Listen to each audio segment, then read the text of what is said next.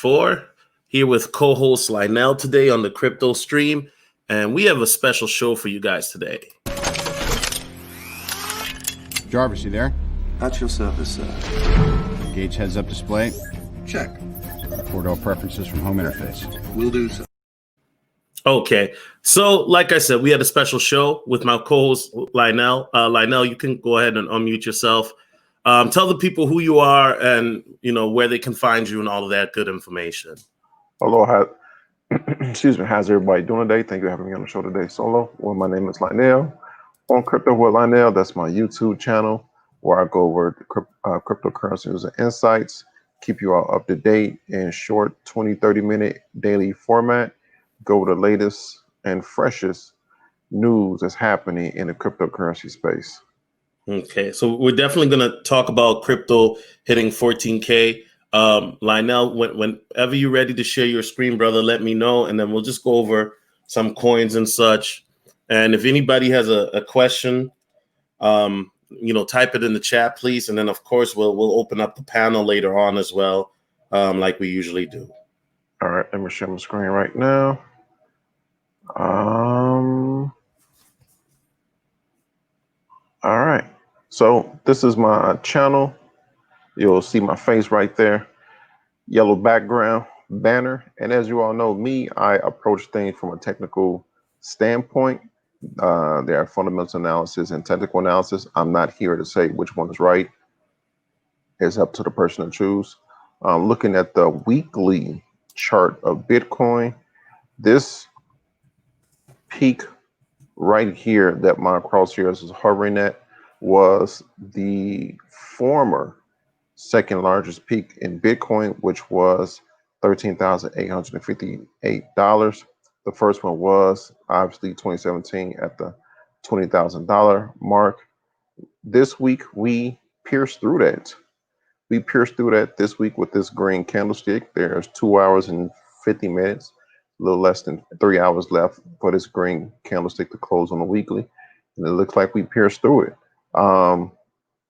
As you all know, I'm strictly technical analysis. I just want to continuously reiterate that. I look at the charts and see what the chart is offering me, see what the chart is telling me in Bitcoin.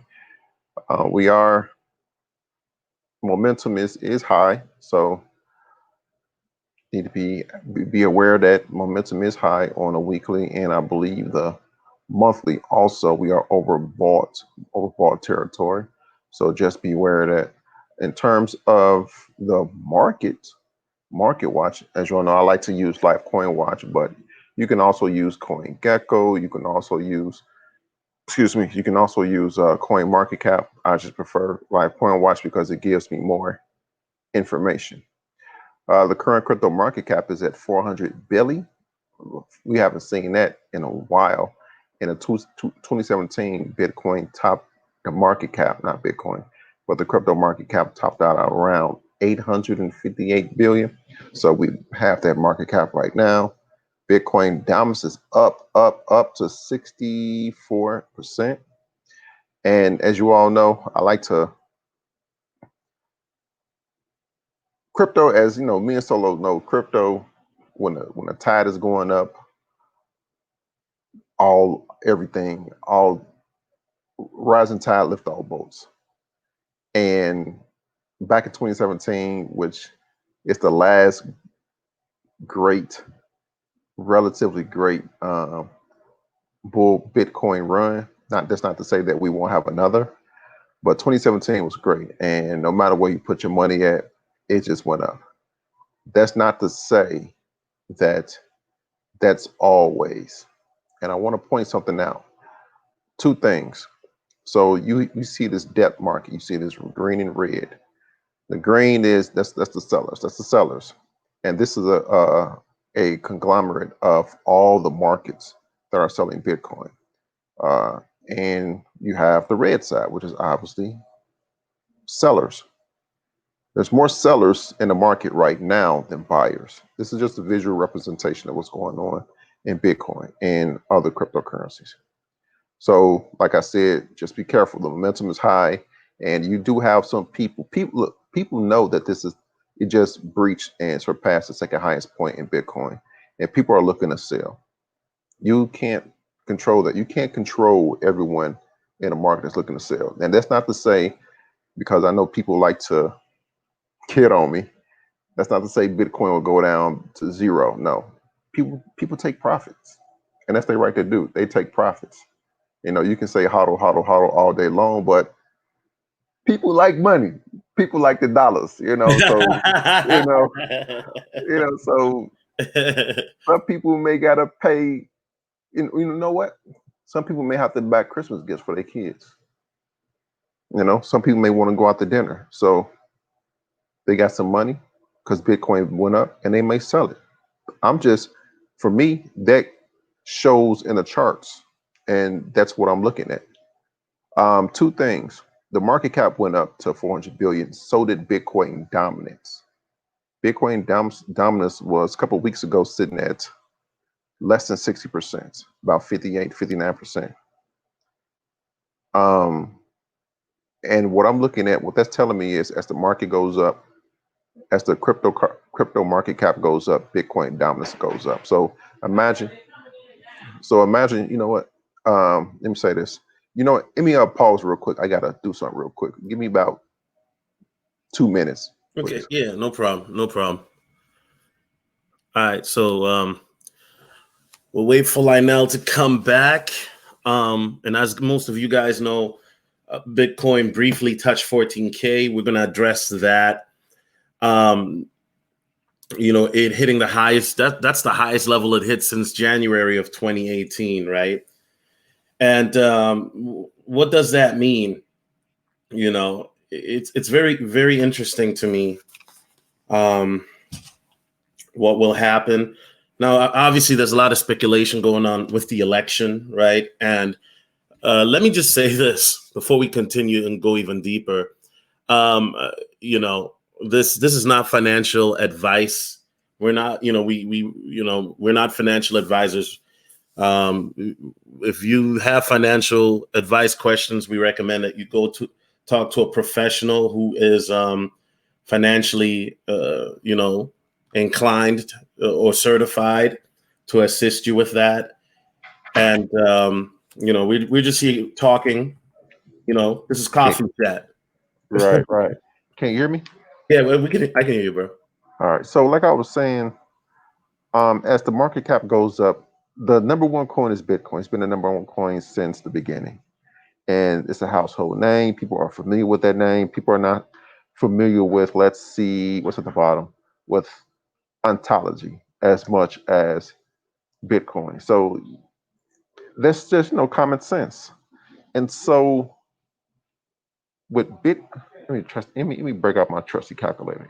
You never leave home without a calculator, because you never know when you're obviously it's on your phone. So Bitcoin market cap is 256 billion, right? And this is just the FYI for you people that are listening, to keep this in a mind. Ethereum's market cap is 44 billion.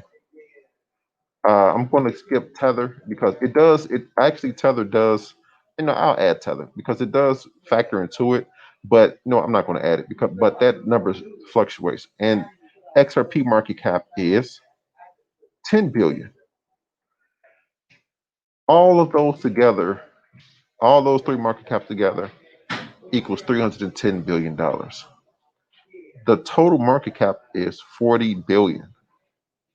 3 billion divided by 40 billion, that's 77% of the crypto market cap. And mind you, it's about 5,000, 7,000 coins. And let's go to CoinMarketCap, coinmarketcap.com. A lot of market sites show different stats. So CoinMarketCap at the top left, it says cryptocurrencies. The current cryptocurrencies is 7,567. So 23%, or let's say $90 billion, is divided by 7,564 cryptocurrencies. And we didn't take into account Tether, Bitcoin Cash, Chainlink, Binance Coin, Polkadot, Litecoin, even Bitcoin SV, Cardano, EOS, Monero, Tron, crypto. We haven't taken even we haven't added or subtracted the market caps of the top 25 cryptos. Just be careful in what you invest in because the liquidity may not be there. If the liquidity is not there, liquidity is just basically people that are willing to buy and sell a cryptocurrency. If you're buying, you're buying it from someone that's selling. If the liquidity is not there, then when you're ready to buy, it may not be anyone there that's willing to buy what you're selling. And so you're sitting on something for days, sometimes weeks, because you want to get out and hit your target and you're like, well, I want to cash out, but you're sitting there waiting. So just take that into consideration. That's what I'm saying. I'm not telling you, listen, the Mm-hmm. best thing I can tell people is to invest in the top cryptocurrencies. But people have their own money and they're going to invest in whatever they want to invest in. I'm just giving people advice. And that's the other piece of advice of cryptocurrencies may not have liquidity. You just take that into consideration. That's all I'm saying. But yeah, the market going up. It's at its second highest peak in history. We'll see how. Lionel, not to Yeah. interrupt you, but do you think, and I know we talked about this before last week, but with the election coming up this week, do you think that whoever, and and you know me, I don't really talk about politics on my channel, but do you think that if one candidate wins, it can help? Because I've heard a lot of people say, well, if Trump wins, the market is going to go through the roof, but if Biden wins, we're in for trouble. Do you believe in that sentiment, or what's your take on that?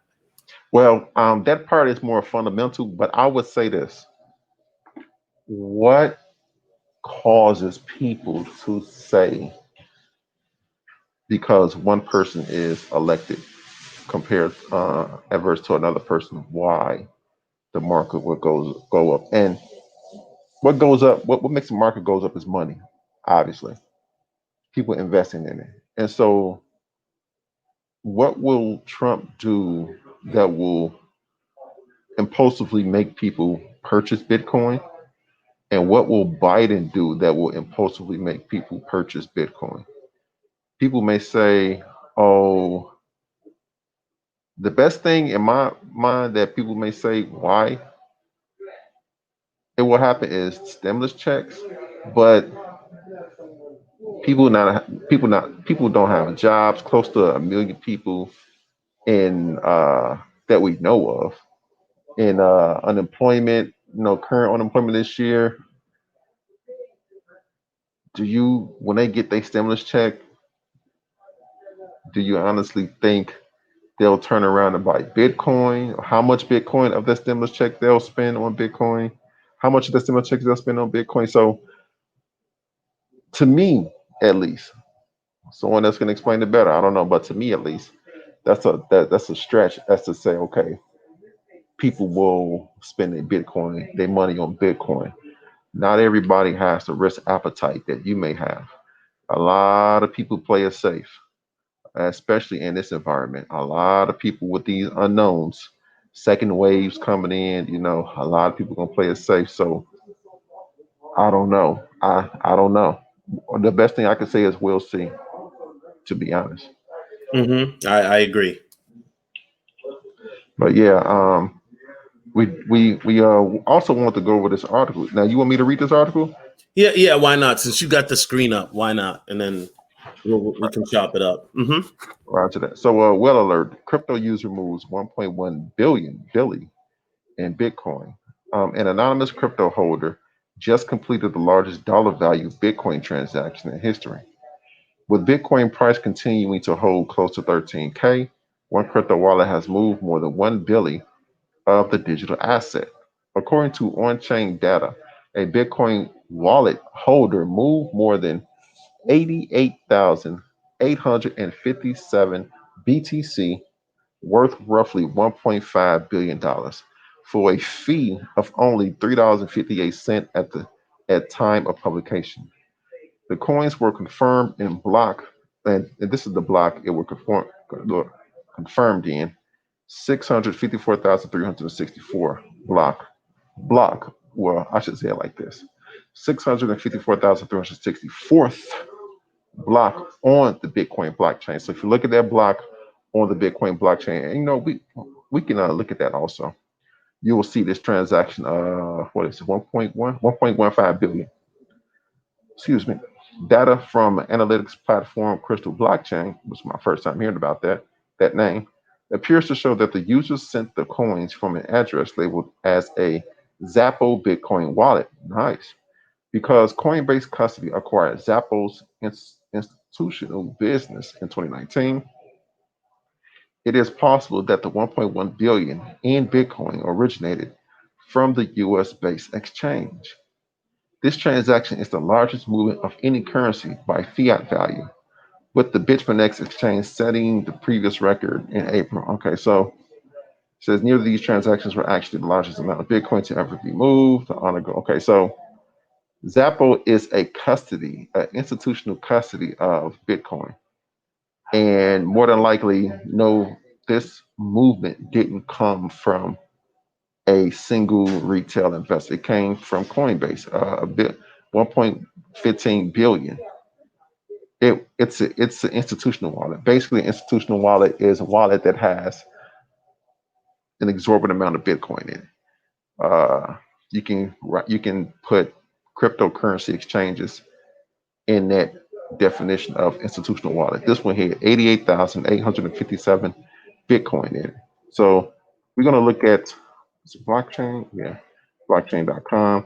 We're going to look at that block, and we're going to see if we can look at the transaction. So it's six. Now, there's a lot of blocks on the Bitcoin blockchain. It's we're in the hundreds of thousands right now. So we're going to copy that, bring it over here, paste it, and we're going to see the transaction or block. Okay, so let's see all blockchains. Let me see Bitcoin. And this is a good way to, oh, wow. And your transaction address or block. I don't know what's going on, but this is a good way to look at blocks to see how much money is flowing through the Bitcoin blockchain. Let me do it like this. So which one was it? 654, 654 is 364. Now these are all the blocks right here. Oh, snaps. Okay. See, Yeah. I learned something new every time we do a show, Lynell. Okay, that's dope. Yeah, and you can look at the blocks and see how much money is going through. I want to find that specific block, and for some reason, it's not letting me.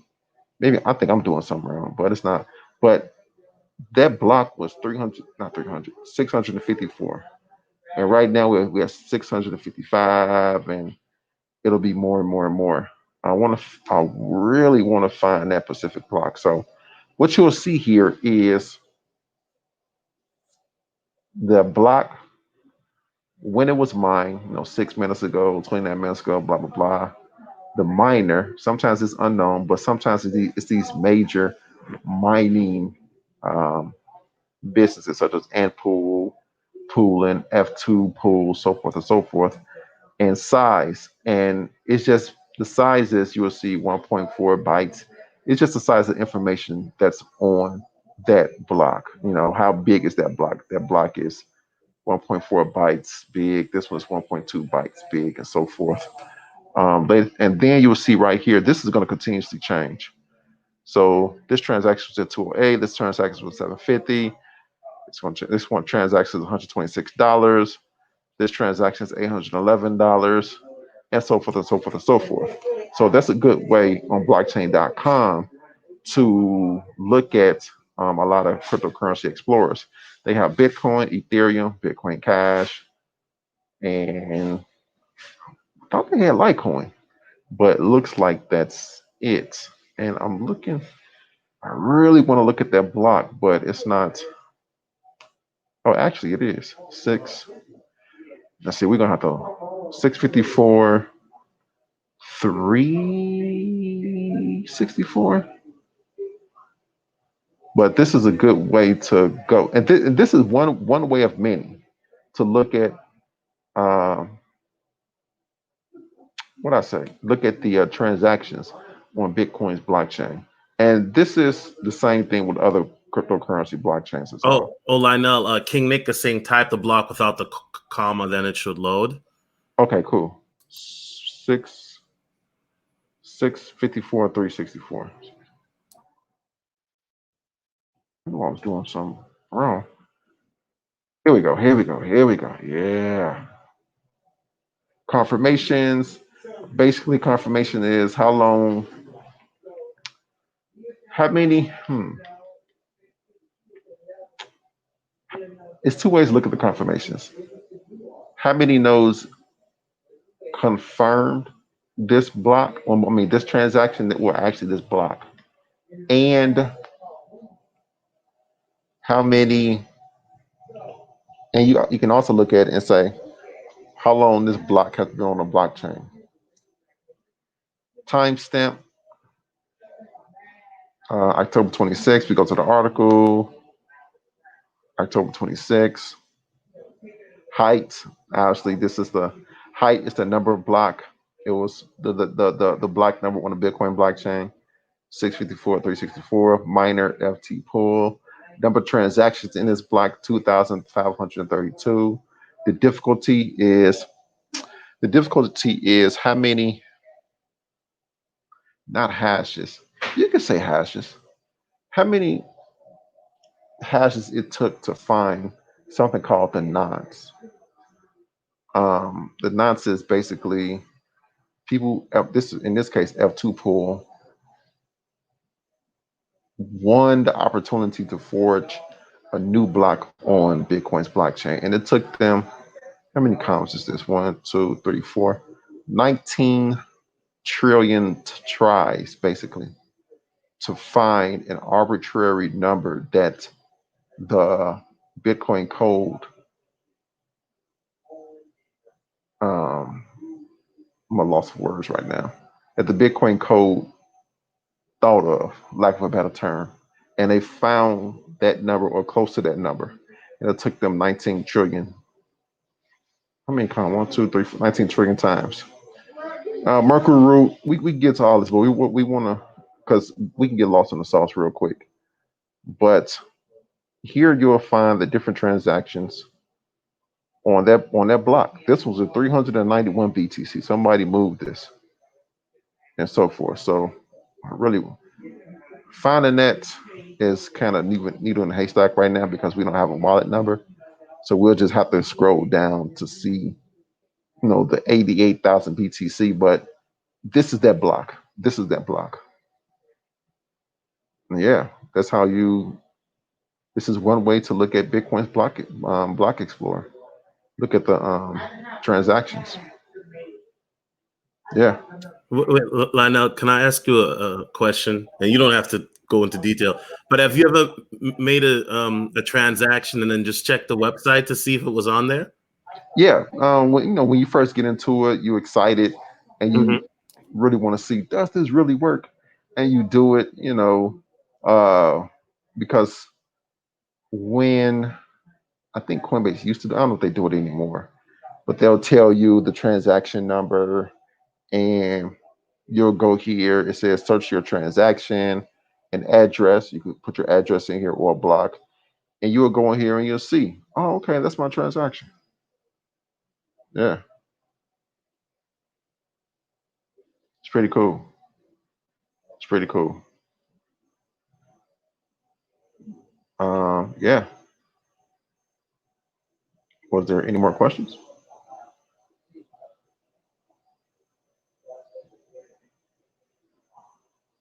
Oh, I think Solo dropped off.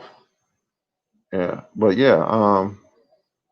No, I'm here, bro. Okay. I'm here. What's going on? No, I was saying, was there any more questions? Oh, yeah. Not that I see. If not, like I said, we'll open up the Wait. We already did the 1.1 billion, right? Yep, we just went over. Okay, so yeah, I'm opening up the panel. So if anybody has any questions or wants to add on to anything, you guys can hop on. In the crypto stream, you don't have to I don't charge you guys to hop on. You guys just hop on because this knowledge is meant to be shared. So, if you have any questions or anything like that, or you want to add on to anything we're talking about, please do so. And then, yeah, Lynell, promote the heck out of your channel, brother. Please do so. Yeah, like I say, I do cryptocurrency news and insights. I'll read 5 or 6 articles, mainly Monday through Saturday. If it's a plethora of articles that week, I'll do a show on Monday. But I just go over what's going on, the latest news that's going on in the crypto space. It's a lot of hype channels out here, so I don't do the hype. I just go over. I keep you all abreast on what's the meat and potatoes of what's going on in the crypto space to keep you up to date and to keep you well rounded what's going on. It may because a lot of times the articles that I read, they go over. I'll give an example. They'll say, "Oh, Lightning Network did this," and in the article, they'll say, "Well, what is the Lightning Network?" So, in reading or listening to me read the article, you'll learn information. You'll actually learn just by listening. And this is in podcast form. What something is that you may not know about the crypto space, and you can always ask me. Leave a message on my video and say, "Hey, what is this?" I don't get that many messages or comments, so I just, I'll be quick to respond.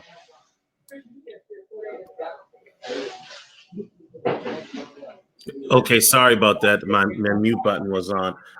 Which is your favorite exchange, Lionel, that you like to use currently?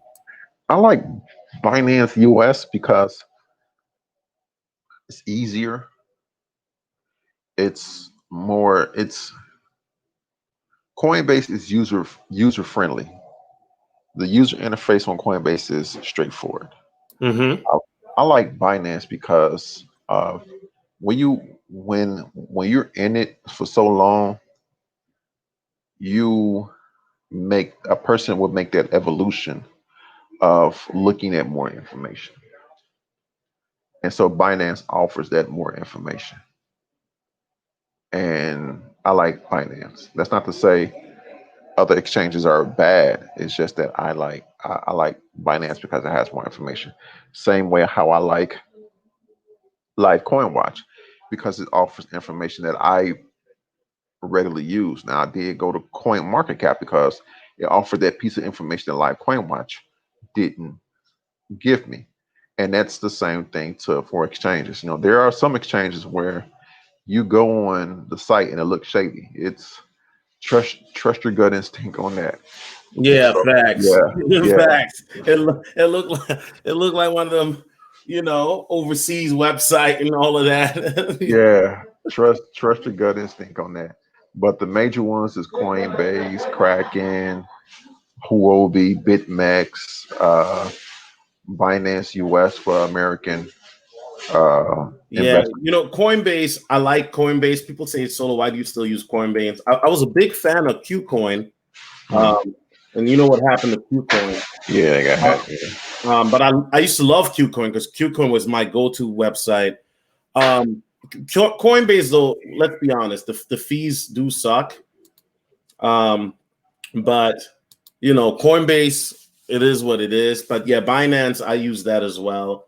And I mean, I always, this is what I did, Lionel, and you may agree or disagree, but I've used a few different ones. Binance, Qcoin, Coinbase are the ones I use primarily, and then I also use I forgot the name of the other one.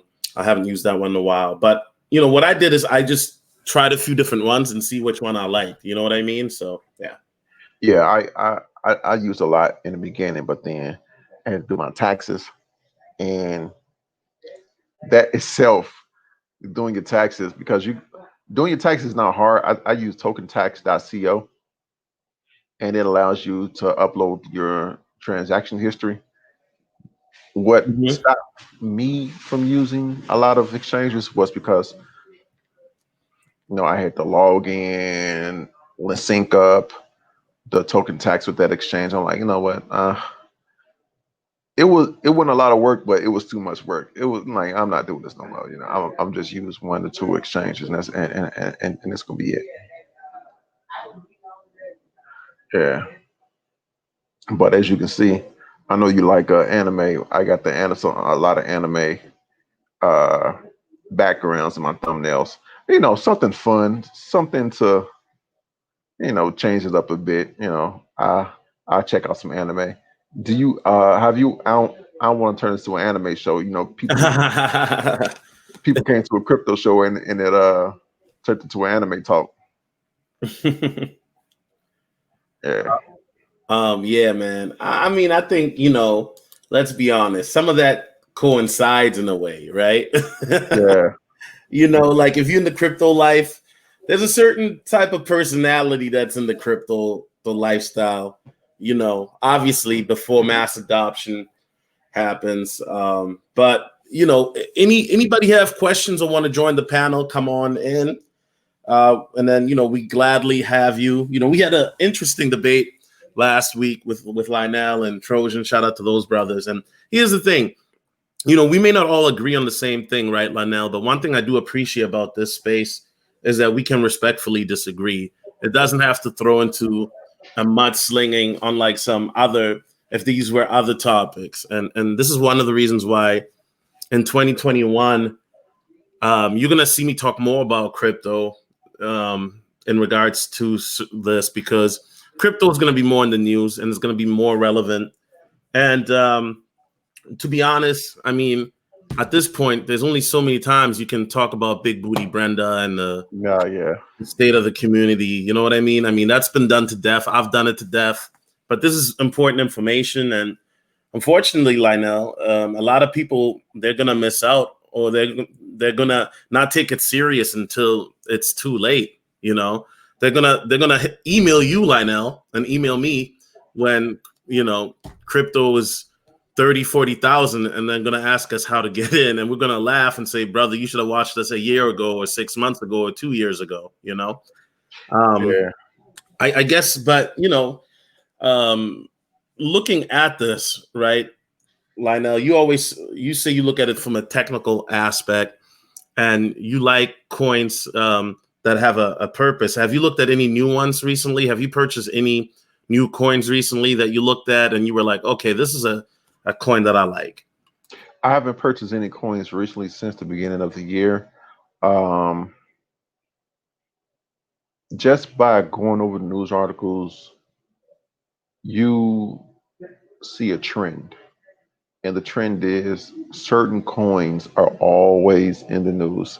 Certain coins you're always hearing about. Certain coins that are always being said that what are these guys' name? Institutions are interested in. And you just notice that trend. And it's like, well, I don't never hear about coin 135, whatever coin 135 is. I don't know. You just never hear about it.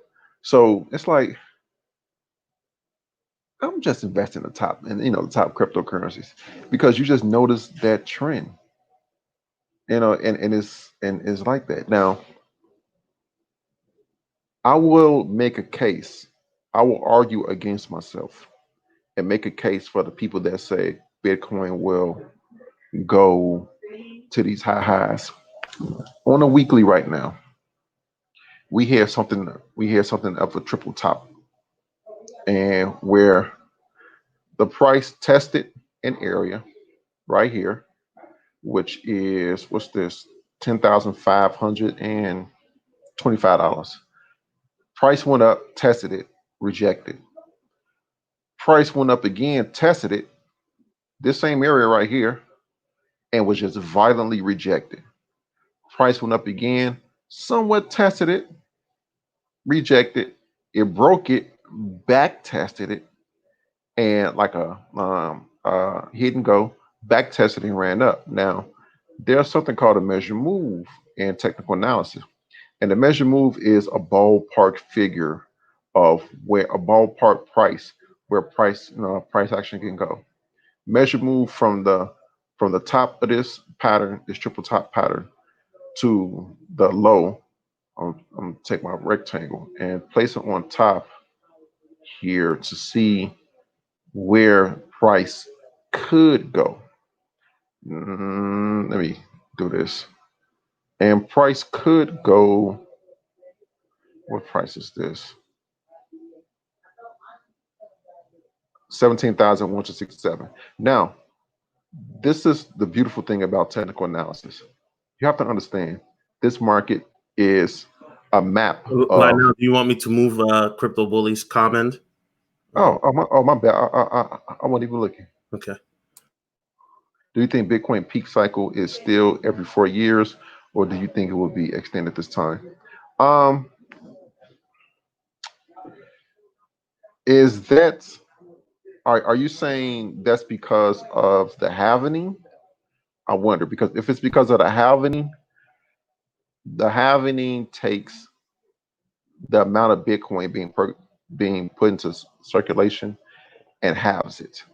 Meaning, since there's not a lot of Bitcoin in circulation, there's already 18 million Bitcoin in existence, which means the scarcity theory or not scarcity comes into play. So I wonder if he's talking about the halvening. I'm just curious. Now you have to understand this market is the mapping of human psychology, where people think this is a good time to buy, where people think this is a good time to sell, and it's mapped. And that human psychology can be geometric. Now, I just said this triple top measure move, this triple top chart pattern, take a measure move of that, you see where a ballpark figure of where price can go. Now, what I'm going to do is put a horizontal line right there, bam. What does that coincide with? That coincides with this weekly candlestick right here. That is geometric. That is literally geometric. And this weekly candlestick occurred January 1st of 2018, almost 3 years ago. That's geometric. It's like a spooky in terms of, it's funny how the human psychology is geometric and fractal. I just saw this. I didn't literally just saw this, but I saw this triple top formation, measured it out, measure move, and it takes us right there. That's crazy. And this is the argument for the people that say Bitcoin can reach those higher highs.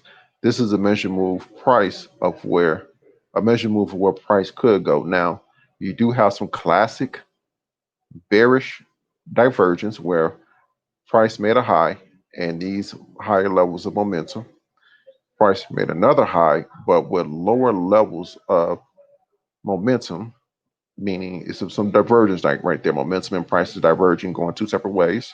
And this is on a weekly, so higher time frame, which means this divergence is stronger. So you just have to look out for that. And that's how I project, among other technical ways, of where price could go. You know, that's how I do.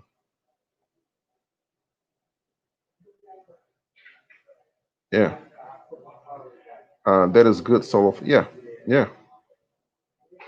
And that's what I Shout do. out to David McFarland for the $5 super chat. He says that this is good financial talk, helps everyone out. Thank you, David. Yeah, man. This is the information that people need. Unfortunately, we don't have 500 people in the chat where if I talk about a single mother. But you know what? Here's the thing, and I really believe Lynell, because I've seen it. I was around in 2017, and I know you were too. Once crypto goes up against, and it's in the news again, these channels are going to have a lot of viewers. I remember watching one content creator. He would have 1,200 people in his live streams, this and that, and now he has 120. Make no mistake, when cryptocurrencies in the news again, the way it was in 2017, it's gonna bring a lot of new people into the space, and they're gonna want that information. and that knowledge. And I believe you're going to see an increase of that, Lynell, in the next, 3 to 6 months, especially. Yeah, yeah. As more, I know that's a fundamental talk. I know you're not, but well, yeah. that's actually more common sense because, yeah, when price goes up, people are going to come in like, well, is it too late to buy? Is it too late to buy? Obviously, the time to buy was before the price increase. That was literally the time to buy before the price increase. But people are going to come in and say, is it too late to buy? And the people that were here, listen, this goes for my argument in the beginning when I said a lot of people bought down here and they rode the wave up here. This is around Christmas time right now. People are taking profits. Let's say Bitcoin goes up way here, right? People who bought right here, right here, right here, right here, right here, right here, and Bitcoin goes up to 17,000. Let's say, hypothetical talk. People are going to come in and say, well, is it too late to buy? The people who bought right here, right here, right here, right here, right here, right here, they're going to be selling a little bit, a little bit. They may sell a little bit to pay a light bill, whatever. But they're going to be selling to the people like, well, is it too late to buy right now? They're going to be selling about those right there. That's what is going to happen. But yeah, people are going to come in and say it's too late to buy. But logically, the right time to buy, well, I won't say the right time to buy. The time to buy was when price was down here. Prices were down here. And this was a low right here, which was around 27 prior bull run 2017. Price came down, made a higher low. This is the weekly. Price went up, made obviously a lower low, came back down, establish a higher low. That's a trend, ladies and gentlemen. This is an upper trend. May, after making a higher low, made a higher high relative to this major high. And let's say, because I'm not saying it will or will not, let's say price goes down. It can make a higher low and then make a higher high, then a higher low, then a higher high. That continuation of the trend. Price, for people that say, and this is my pushback against people that says Bitcoin will go to 200, 400, $500,000 within 2 years. Show me a chart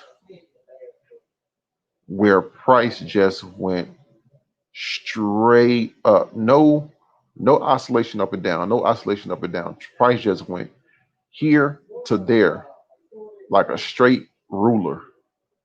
Yeah, you can say right here, but if you get into this, when you expand, wrong way, expand this out, there's still some oscillation. There's some oscillation in here. And these are weekly candlesticks. For Bitcoin to go up to 200 quarter million dollars, it's going to be a lot of more weak candles. It's going to take more than a week. And I understand the hype. I was a part of this hype back here. I was throwing money. I was, making it rain on the crypto space, baby. I was in there. Then this happened. And when this happened, I could have left or I could have stayed. Obviously, I stayed and I learned. And I understand now. It takes time to get up to these high highs. It took time for Bitcoin to reach this height because people bought Bitcoin way back in 2016, 2014, 2015. And it took years for Bitcoin to hit this. So it could take years. Now, it'll feel like it happened overnight, but the people who bought here, whatever, they holding for Bitcoin to reach these higher highs. I just don't think Bitcoin will shoot up to the moon like people say in one quick shot. That's all I'm saying. Well. But usually, if you look at the past, right? Usually for crypto, it's always going to meet resistance, right? At certain points.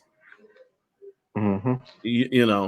So what I'm saying is, I agree with you. I don't think it's just going to go straight up.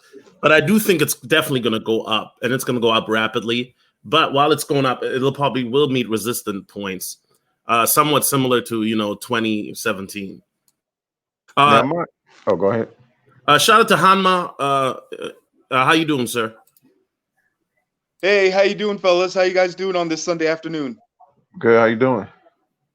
Doing quite well.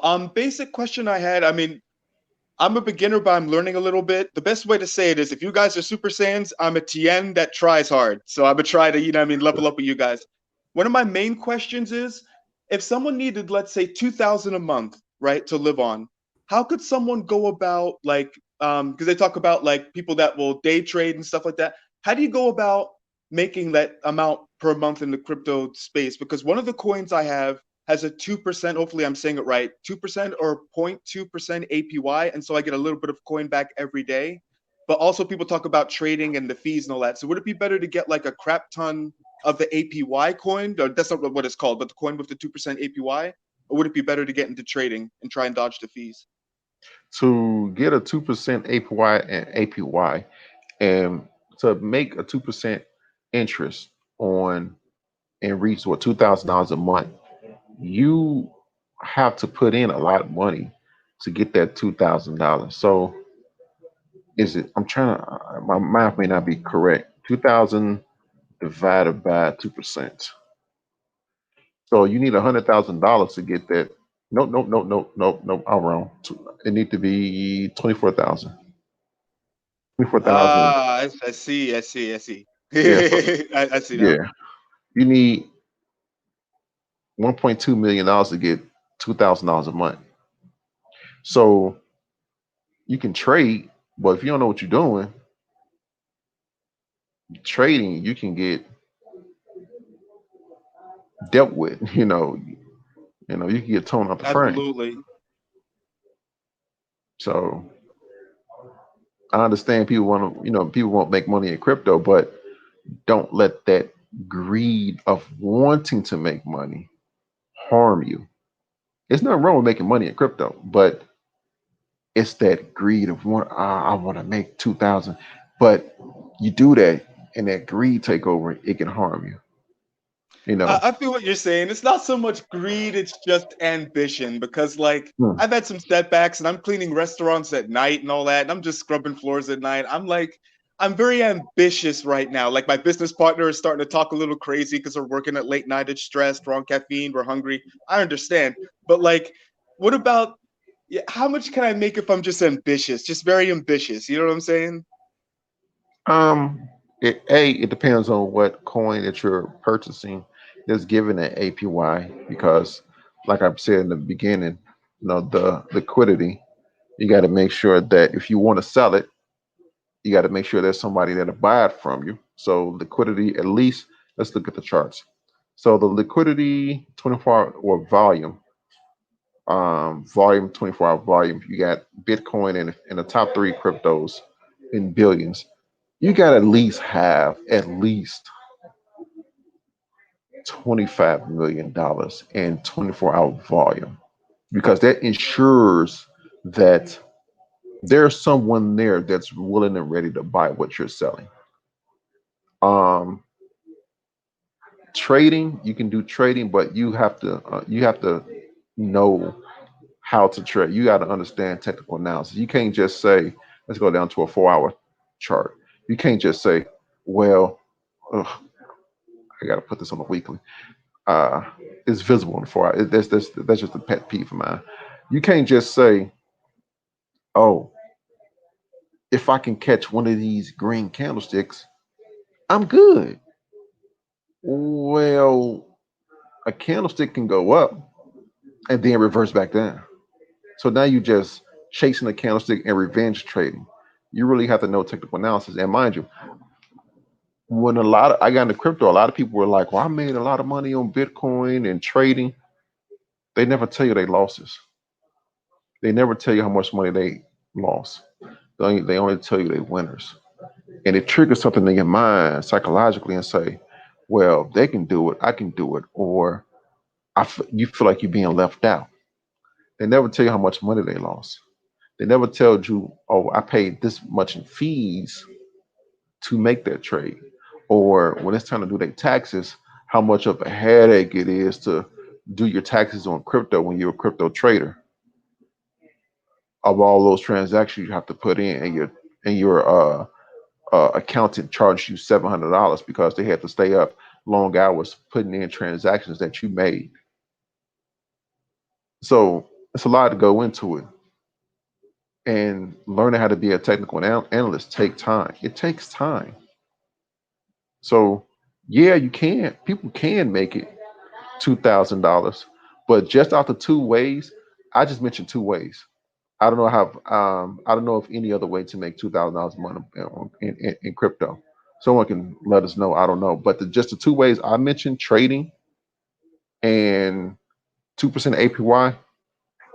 You need a lot of money for the 2% APY, and for trading, you need to know what you're doing. You can't just jump into trading and you just trading stocks and forex and futures and crypto. You have to know what you're doing because you can lose a lot of money.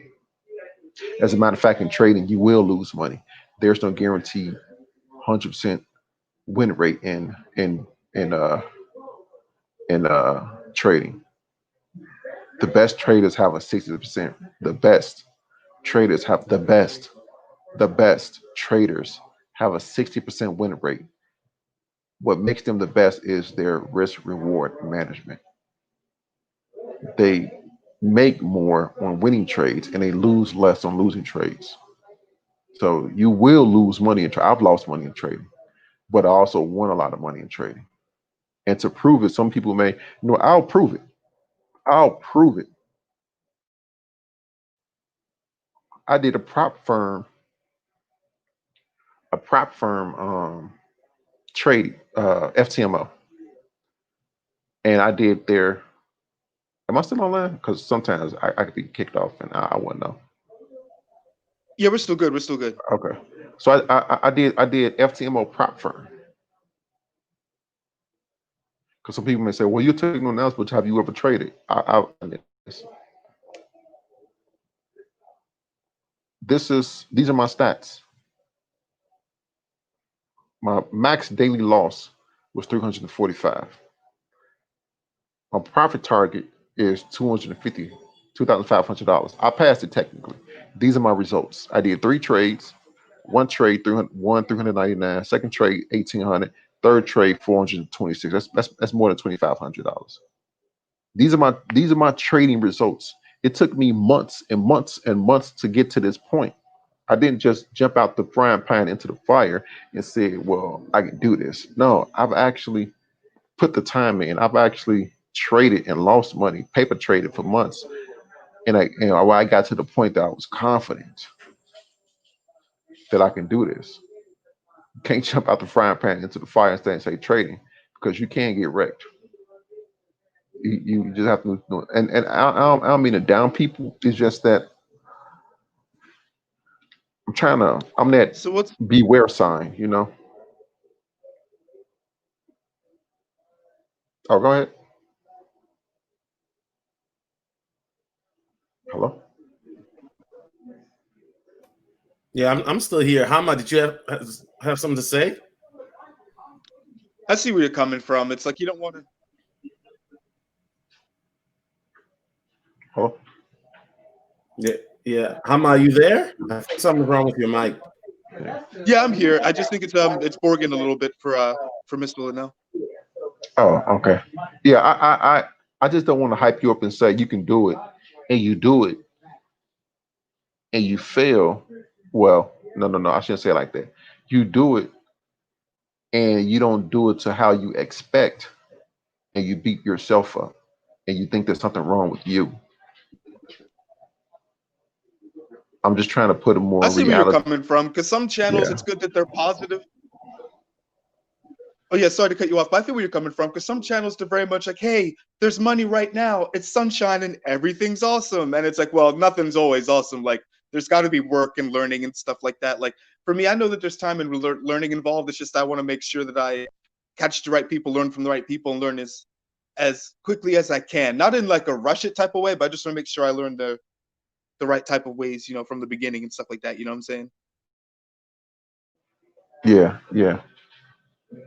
it's important to be balanced. That's all. Yeah. So the main trick to trading is to basically catch a good uptrend for a coin, right? To know the right coin at the right time and to catch that good uptrend, right?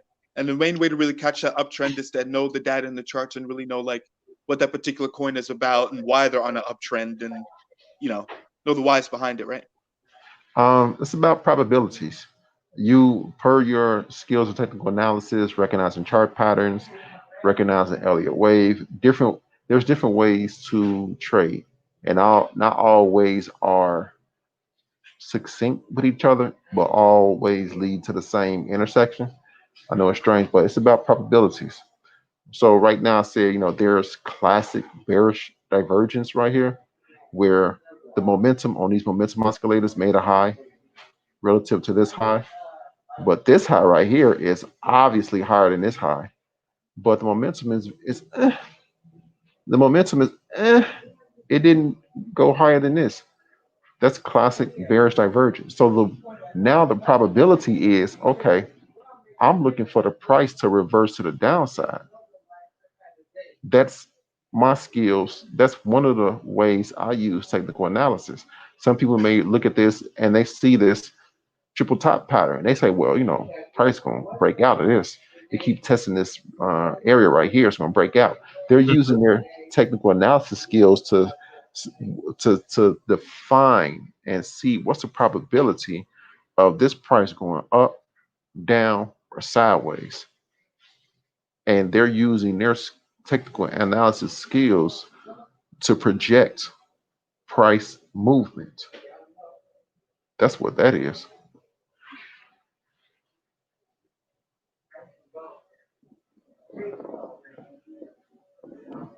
I wanted to make a reference to let you know that I'm following what you're saying. I just don't want to sound too anime mode, but all of the different numbers and the technical side is completely helped by the fact that I used to play professional Yu-Gi-Oh!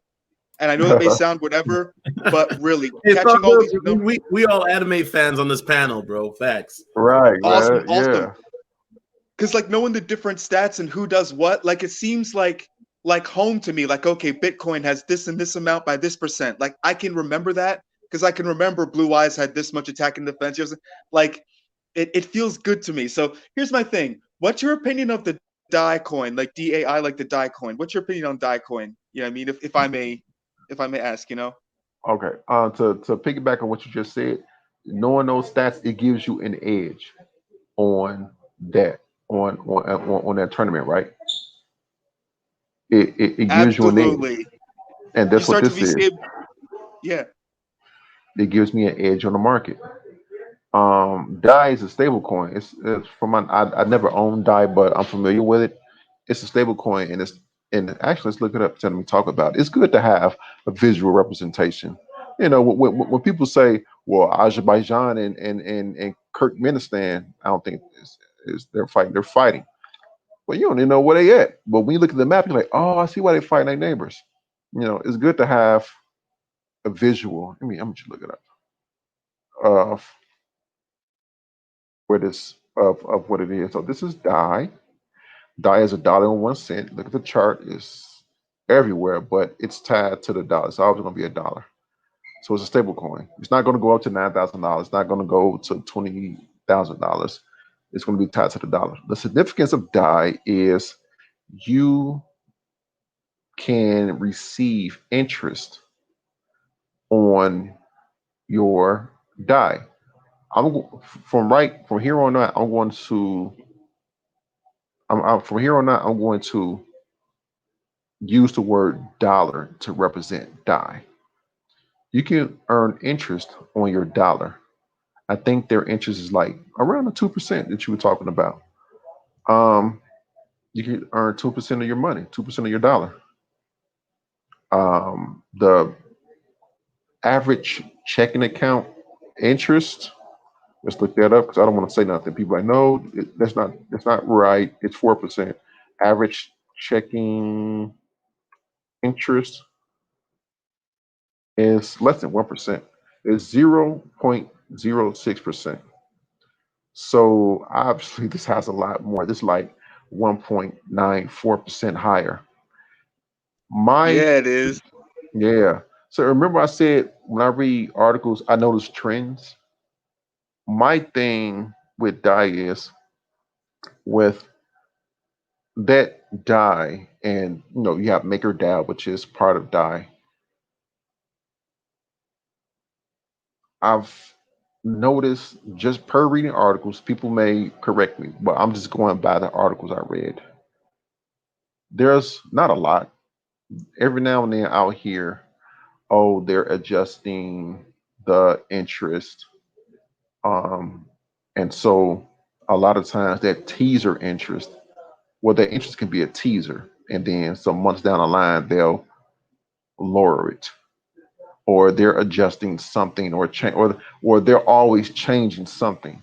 And so when a person want to earn a lot of interest on their money and they put in a large amount of money, you really don't want to be hearing about that project changing stuff, or you don't want to hear a lot constantly about them changing stuff, because people are thinking, well, is my money safe? I like the interest, but you keep changing stuff. You keep lowering the interest. What's going on? So that's my thing. Now, by me saying that, I'm not saying that it's a bad project. I'm just saying, per my reading, when I read these articles, when I do come across Dow and Maker Dow, a lot of times it's about them changing something about the project, you know. And a change can be good, change can be bad. I'm just going off what I read. Again, like I said, someone can correct me if I'm wrong. That sounds good, but you got to keep an eye on them because they're kind of always moving around somewhere. So you got to keep an eye on them, kind of, so to speak. Yeah, and this is the second part of that project Maker, the Maker coin, Maker die. This is Maker. The other one we looked at is die, Maker die. So this is the other part of that. So again, I'm not saying it's a bad project. I'm just saying I'm just going by my reading that like man, I just noticed that is they in the news for tweaking things. That's all I'm saying.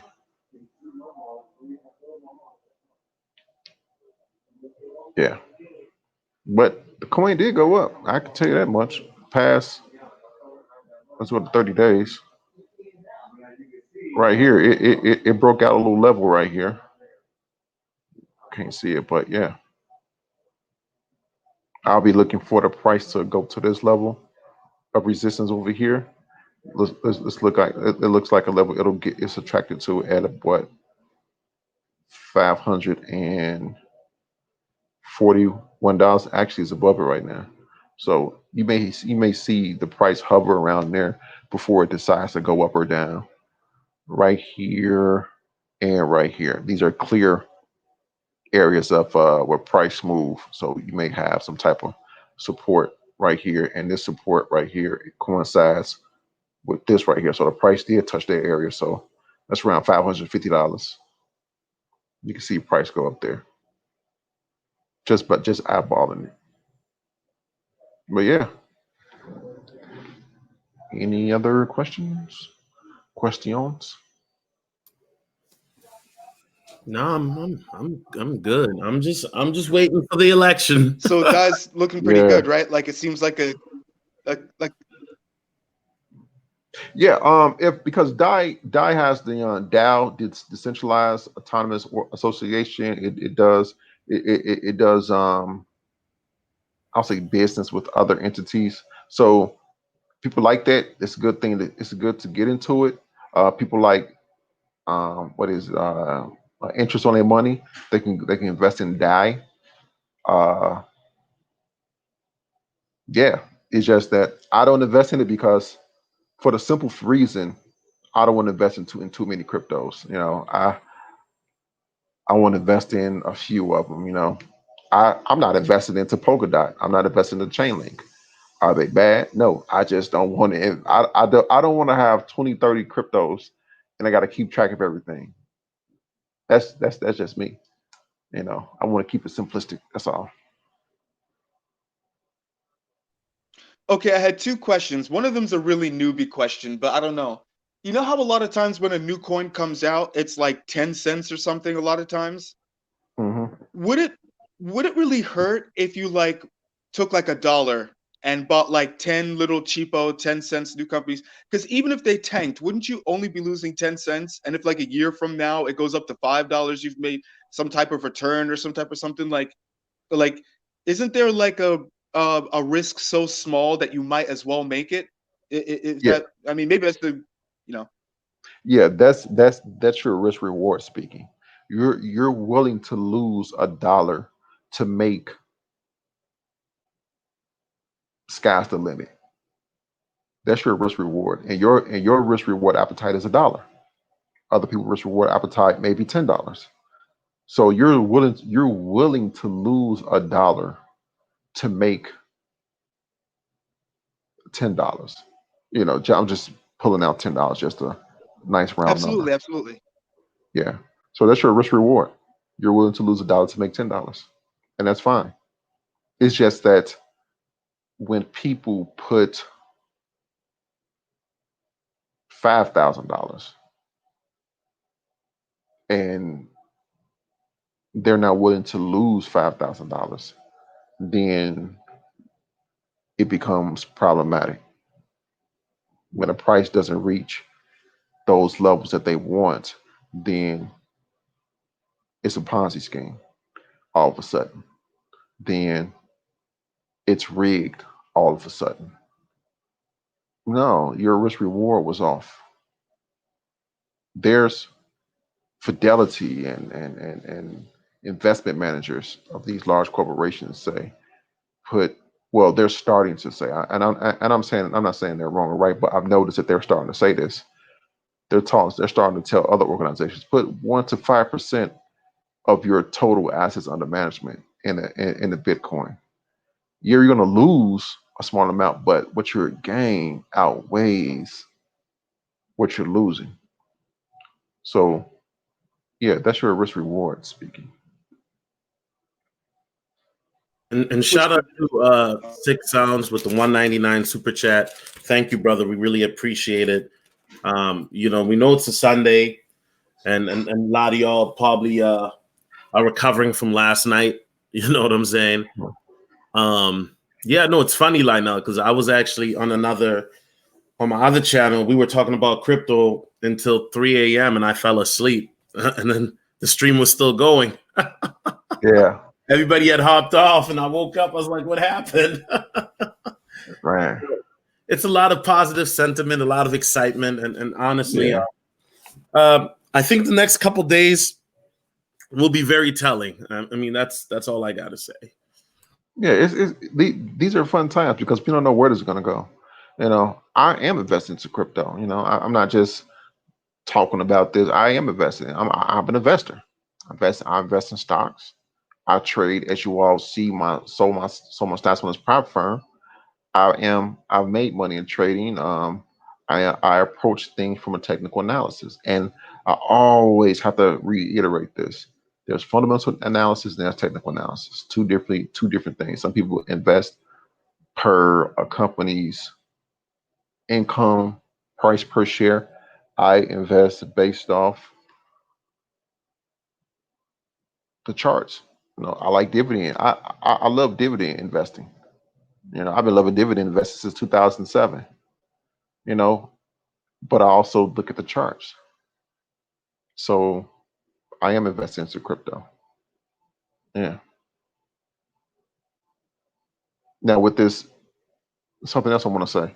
With this classic bearish divergence, that's not to say the price will go here, go all the way down here, then go back up.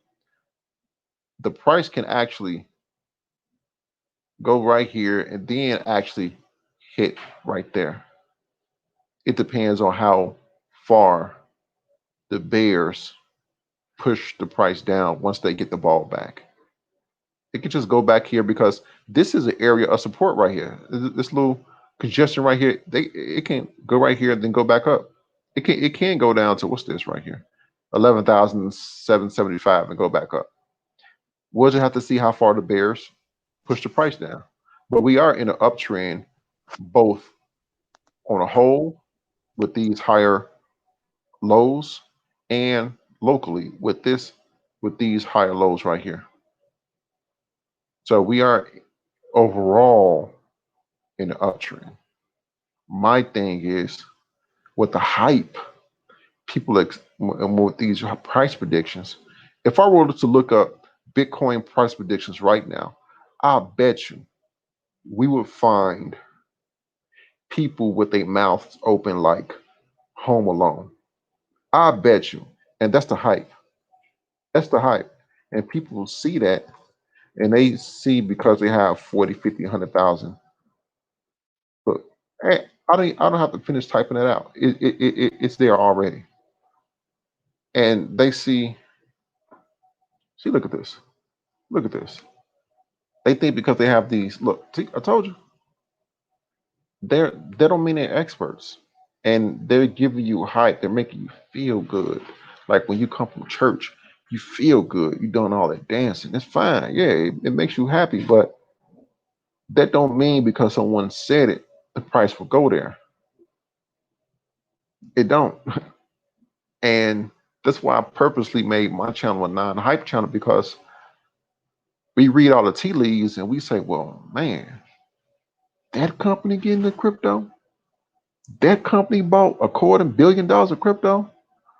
They've been in it. Okay, I can see the price going up.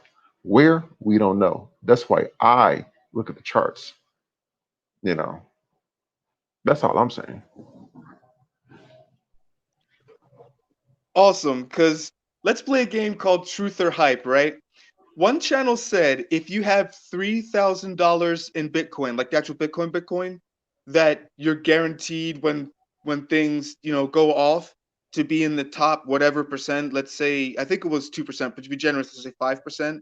Is that like hype numbers? Like, yeah, you only need 3,000 in Bitcoin, and because he was saying because there's only so much and everything, the rarity and everything.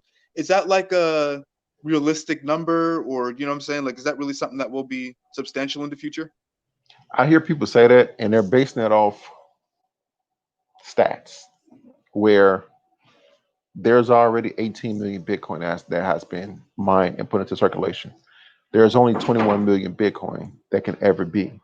And the last Bitcoin is due to be mined in the year 2140, around 2140, 120 years from now.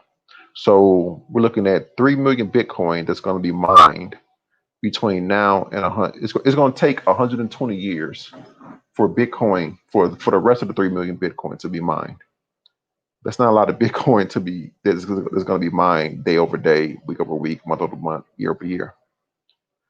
So much of the Bitcoin that's in Okay, circulation. so Go ahead. Say again. Oh, so much of the interrupting Bitcoin is person, in. but I just have to Oh, ask, mine from where? Like, I know that's a newbie question, and I hate to interrupt, but like, mine from where? What determines like that there's only going to be that much? Like, you know what I'm saying? Like, where's that come from? so that's the code. That's when Bitcoin was birthed. The creators put well. I'm glossing over some things, but just a high level point of view. The creators said that there's put in the code that there can only be 21 million Bitcoin, no more than 21 million Bitcoin. That's the max. So let's look at the Explorer. When each one of these blocks are mined, when each one of these blocks are mined, um, there's a set number of Bitcoin that is put into circulation. And so because there's a set number of Bitcoin that's put in circulation, right now, 6.25. I'm sure you heard of the halving that happened back in May. Before the halving, it was double, which was 12 and a half. So when Bitcoin was birthed into existence, every time a block is mined in these heights, this block, this block, this block, whoever wins the it's a specific word. It's a specific word I want to use. Whoever wins the opportunity to forge a new block of information on Bitcoin's blockchain, their reward is 6.25 Bitcoin. Essentially, their reward is $80,000. So that's how Bitcoin is put into circulation, and that miner gets that Bitcoin and can either do one or two things: sell it and pay for electrical costs and business costs for running the business and running the mining situation and running the mining outfit, or save it. And that's how Bitcoin is put into circulation. And when they sell it, they go to an exchange like Coinbase, Kraken, BitMEX, Binance, and sell it. And that's how it's put into circulation. To juxtapose what I said with fiat money, the Federal Reserve puts money into circulation via credit. When someone takes credit out, you can look at this on the Federal Reserve. That's that they Federal Reserve. We're on the Federal Reserve, but when credit is established, when someone takes out a loan or whatnot, money is put into circulation. So it's I don't want to say play off each other. Why I want to say that? That's how it's being put in circulation. Now, to answer your previous question of how just because $3,000 will put you in the top 1%, they're basing that off stats. So there's 18 million Bitcoin in circulation right now. A bunch of that Bitcoin is gobbled up and held by retail investors, mere mortals such as you and I, held by institutions. We're hearing institutions such as the one we just went over, 88,000 Bitcoin, people that first mined Bitcoin back in the early days off their computer were getting 50 Bitcoin every block. A lot of them still have 25,000, 15,000, 10,000 Bitcoin. So because a lot of people are holding this. Not to interrupt, is there any way you can strengthen your signal? It's kind of borging. Is there any way you can strengthen your signal? We got most of it, just it's getting a little worse now. Okay. I'm gonna have to get my other microphone. Let me get my other microphone, and then I think it'll be stronger. Give me a minute and a half at the most. Okay, sounds good. And I'll read the super chat. Do you bother to look at other liquidity markets, etc.? Compound, Uniswap, JBA. Shout out to you with the $5 super chat. Yeah, like I said, this is not financial advice, bro. But thank you. JC Riggs, what you got to say, bro? Go ahead, man. Well, I was going to ask Lynell a question, but he's currently switching on his microphone. But since you're here, I guess I could ask you this question, and Lynell can answer when he comes back. So, as Lynell said, there's mostly in the news, you hear about certain cryptos, namely Bitcoin and Ethereum, that are being widely adopted and used by different institutions and even countries for that matter. So would you be willing to tell people to just focus on, well, not giving financial advice or investment advice, of course, but would you tell people to be more interested in just those two and ignore any of the other projects that are on the market? That's a good question. I think that as a beginner, it becomes overwhelming initially because of the fact that you know, especially 2017, because it seems like every week there was a new project coming out and you didn't want to have FOMO, right? For me, I mean, this is all depends on the person. It depends on your strategy and what you're trying to accomplish. I mean, let's be honest. I'm in the space to make money. Yeah. I know a lot of people say I'm in it for the technology, right? And that too. I mean, the blockchain technology is something that is going to be very prevalent, and it already is becoming very prevalent with these institutions. But for me, initially, I was just doing the basics. So the top three coins. So in 2017, at the time, the top three coins were Bitcoin, Ethereum, and Litecoin. And those were the ones that I started out with. And then as I became more knowledgeable, I branched out into other coins. So to answer your question, and I know Lynell will give his input, I mean, number one, it would be on your strategy and what your goals are or what you're trying to accomplish. And number two, that would be my answer. But I started with the top 3 coins and then I moved on from there. Yeah. Not giving financial advice, but also this can be common sense. You hear companies such as Square purchase X amount of Bitcoin. You hear companies such as MicroStrategy purchase X amount of Bitcoin. You hear companies establishing these custody solutions and um, storing Bitcoin or Ethereum in safely.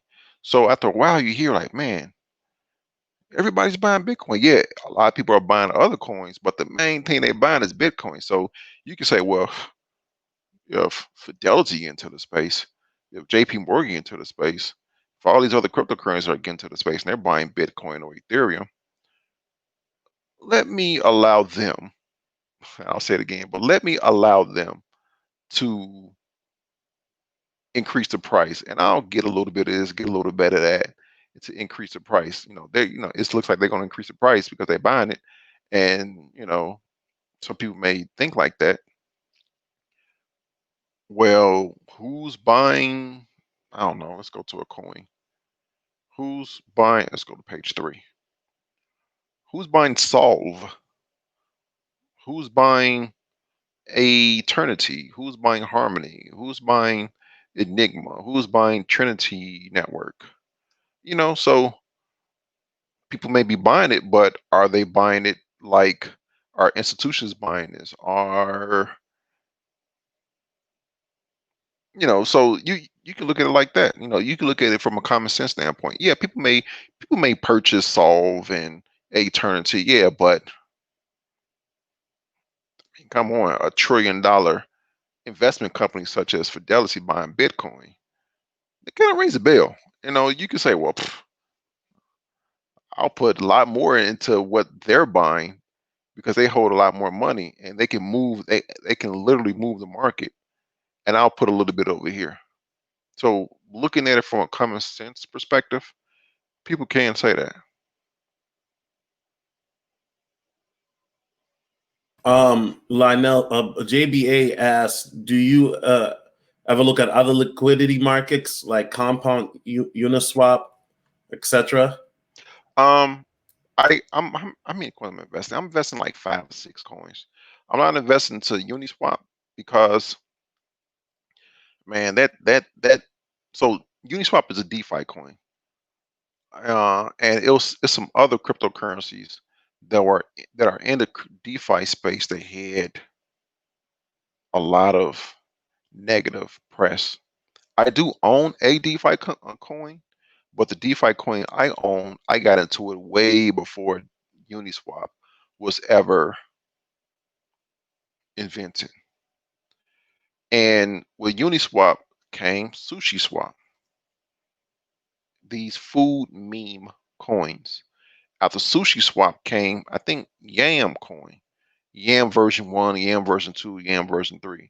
After Yam coin came Pickle Finance. These are actual coins. I'm looking them up. After Pickle Finance came Burger or Pizza, but these were all pump and dumps. Sushi is still people like that, but a lot of these were pump and dumps. With Uniswap, let's go to Uniswap, I think has staying power only because I'm not investing in Uniswap, so I'm basing this off what I read. Only because it was the first, and a few other things, maybe I don't know. From what I read, the not protocol, but the voting, you have to have like 1 million Uniswap tokens to vote, which makes that section of that DeFi coin, that part of that DeFi coin, pretty centralized. So now it's not a decentralized voting protocol mechanism sort of thing, where you can put your votes in. You need 1 million uni to vote, which means you have to have about $2.4 million worth invested into Uniswap. But Hey, I'm in it because the money also. I like the technology. I'm not gonna lie. I do like it. I think it's pretty cool. But you can't, I mean, come on, the big elephant in the room is the money. And a lot of people are invested into this because they think it can get back to that $7.82 all-time high, because they think it can reach that big round number of $10. It's speculation. Yeah, it's a DeFi coin, but come on, a lot of this stuff is speculation, man. It is speculation, and you don't. And a lot of people don't want to hear that. I didn't want to hear it when it was put in my face. I'm like, no, you don't understand. You allow you to do this. It's speculation. It is. A lot of these are speculation. So it depends. Now, if you buy in at Uniswap at $2.41 and you hold it to it, let's say if it goes down to 25 cents, that's your choice. I can't, I don't know. But I know that Pickle Finance and Yam and Burger Coin, that's crap. Man, I would not put my money into that at all. So I just saw, that's 7,000 cryptocurrencies. 77% of the market cap is tied into 3 cryptocurrencies, which means 7,564 coins have to vie for $60 billion, $90 billion. Just make sure that the liquidity is there if you want to sell it. There's someone there to buy what you're selling. That's all. That's all I'm saying. And I say all this to say I'm giving you all tidbits on what to look out for.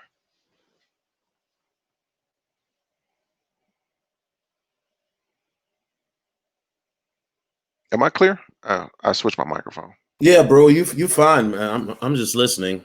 You good. We have the money mindset on, sir. Do you have anything to say or any questions? Yeah. I have a question. So I've heard, I've networked with a guy called Tom Schuyler, who became, a millionaire, but through investing in cryptocurrency. He has a net worth of over $35 million. I just wanted to ask you, what have you got any experience with placing Bitcoin or cryptocurrency into a holder's account? A holder's account. Can you go a little bit more in depth into that? Like, or are you saying a cold wallet? Yeah, so a crypto wallet which builds interest over time, and you're able to transfer that into the actual cash, which is attached to your country, and you can deposit the cash. I have no experience with that. I do. I think I know what you're talking about, but I have no experience with that. You want to hold your crypto in a cold wallet, but that crypto also accrues interest, and that interest you can just transfer the interest that it accrued to your. I'm assuming you were in UK to pound sterling. I've heard of that, but I have no firsthand experience with that. Yeah, I just thought you might have known something about it, because I do know the placing, a coin to a holder's account does build interest. There's a certain holder's account, and it builds interest every single week, and it builds income over that. Are you talking about like Celsius Network or something? I'm not really entirely sure. I know it's a e-wallet which you can transfer the coins into, and it builds interest every single week. Because there's only 2 things I know that fit that description. There's the Voyager exchange, and there's the Celsius Network, invented by Alex Mascioli. It's an app you could download. You could download on your phone. You could also download, I think you get on desktop as well. And you can put your crypto on that exchange. They can lend money against your crypto assets, and you could build interest off of that. And you could get some very high interest rates. Believe Bitcoin is something like 6% interest. You get 6.6% interest on Bitcoin. You get like 12% interest on like USD coin, something of that nature. Yeah. And you could take the interest off of that, and then sell that off. I guess one thing I have to say is that if you do put it on Celsius network, you're technically giving custody of your crypto over to Celsius and not to you, but you could still withdraw your crypto at any point in time. Oh, So I would, that's so if you're interested in that, you should do more research on Celsius network and see if that's something you like to do. Yeah, I know they have a YouTube channel, Celsius, and is it Alex? I think it's Alex Mashinsky. Alice Mascioli. Yeah. Celsius. I'm gonna look it up for you. Celsius Network. So yeah, so Celsius Network. This is their YouTube channel, and I'm pretty sure. I mean, this is the horse's mouth, so I'm pretty sure they'll explain more to what he just said. And this is the owner, Alex, right here. So yeah, Celsius Network on YouTube. But no, I don't have first-hand experience with that. okay. Yeah, I just thought it'd be interesting to mention that because the first thing that introduced me to cryptocurrency was the fact that you can buy Bitcoin and place it into a holder's account, and that was a recommendation from a guy that I met who managed to become a millionaire. Yeah, now yeah, it is an interesting and uh uh uh it is interesting that that people can do that. It's just that, like you said, make sure it is what it is. Don't just throw your money in there. And like I said, I'm just here to give you all fair warning. You can do whatever you want to with your money. I ain't trying to hold your money back or take it from you. And I'm just giving you more information that people may not be aware of. So you're pretty much the cryptocurrency expert, pretty much. Yeah, I've been in this thing since 2017, man. I just been here. I've been here doing the bull run, lost money. I didn't leave. I just stayed. I learned more and more and more. Started a channel, reading news and insights. Then after a while, over a year and a half, you just learn things, just pick up things, just being in the space, reading, looking up stuff, going over things, you just pick up things. That sounds very interesting. I mean, one thing I realized is, I'm from the UK, and I've noticed the United States, a lot more people are a lot more well off, in the United States compared to, the UK. In the UK, it's, there are a lot of people that have experience with cryptocurrency, but there are quite a few scam artists, quite, a few snake oil salesmen. So it's really hard to get the information required to advance in something like this. Yeah, and you're gonna have that, since it's a new space, it's a learning curve to learn all this stuff, and people are gonna take advantage.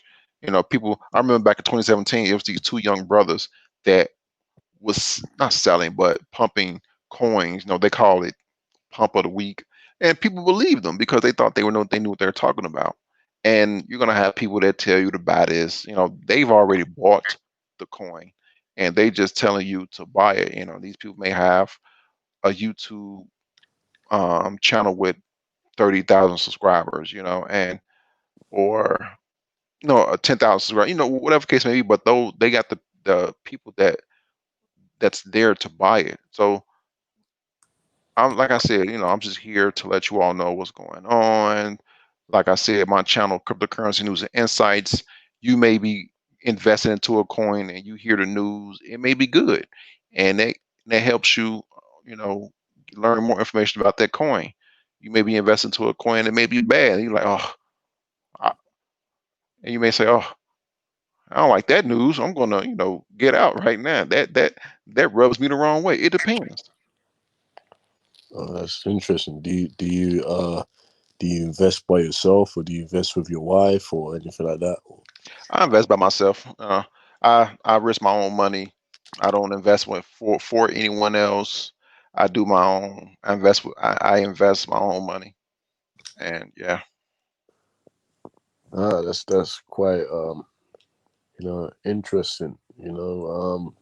Yeah, cryptocurrency. I think is a great way to get your foot in the door, and if you got a certain amount of money, a lump sum that you want to invest, it can be great to invest your money into something that can generate you a guaranteed return on investment.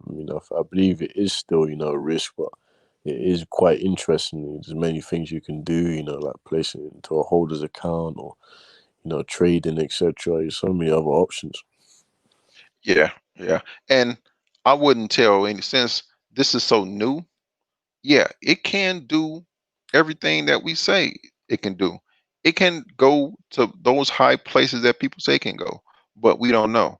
And I'll just say the people that invested way back here during these candlesticks that you barely can see, I guarantee a lot of them didn't expect Bitcoin to be at the price it's at now. So they didn't know. We don't know. So you're essentially betting and hoping. We don't smoke hopium over here. You're essentially hoping that Bitcoin will go to these prices that can make you a millionaire, and it could. I don't know. I go by the charts. If it does, hey, we all gonna be happy. If it don't, then hopefully we make money. That's all I'm saying. Yeah, you know, one of my dreams is to make a lot of money, and to be financially successful, which is why I call myself in the money mindset. I don't want to get married. I don't want to have kids. I want to be single and just make money, be able to travel the world, travel to different countries, and invest. And what I tell people, investing specifically and particularly this asset since it's so young, it can do multiple things for you. It can depends on how much money a person invests. It can make you rich depending on that person's definition of being rich. But it can also help you pay bills. It can give you a clean slate and paying all your debt. You don't have to necessarily become rich. If you make enough money to wipe your debt slate clean, that you are already ahead of a bunch of people, millions and millions and millions of people, especially in these Western countries. If you make enough money by investing into cryptocurrency to pay off or put a significant dent in your current bills, if you have a student loan that's a couple $1,000s, a couple tens of thousand dollars, and you make enough money by investing in crypto, and it helps you put a significant dent into that or any other bills where you can now breathe and feel at ease, you've succeeded. You don't necessarily have to become a millionaire because when you look at it like that, it puts pressure on people to put as much money as they can, and sometimes the money that they may not have into Bitcoin and start smoking hopium. You can make enough money to where you can put into your bank account and you see those numbers in your bank account and you feel at ease. You can make enough money to just have that to give you to release some tension in your shoulders, in your back, and your neck, and say, wow, I made this much money investing, and to just hold it. Yeah, and I think one thing that is can be mentioned is in terms of somebody finding out how much money they need to be financially free or financially successful. I think is very subjective, because if you're a single guy like me who's not going to get married or have kids, you don't need to have millions. You don't even need to have 700,000. You can just have a certain amount, and that'll be sufficient enough for you to enjoy your life. Because Yeah. let's say you were married and you have kids, and yeah, obviously the money needs to be higher. But if you're just a normal guy, normal simple guy like me, you don't need as much as other people probably need. Yeah. Stress free is already successful. If you can make enough to be stress free, you succeeded. And I think that's one of the reasons, like you said, people are not really focusing on having enough money to be stress free. They're focusing on trying to have a overestimated amount of money that they don't really need, that they're probably never gonna be able to use in their whole life. And I think that's what makes people think a lot of these things are scams or they don't work. Yeah. They want they trying to hit a home run, and they want the million, billion, trillion off top. And you don't need a million, billion, trillion. You may need 50,000. Most, if you look up statistics, a lot of people don't have that in a savings account.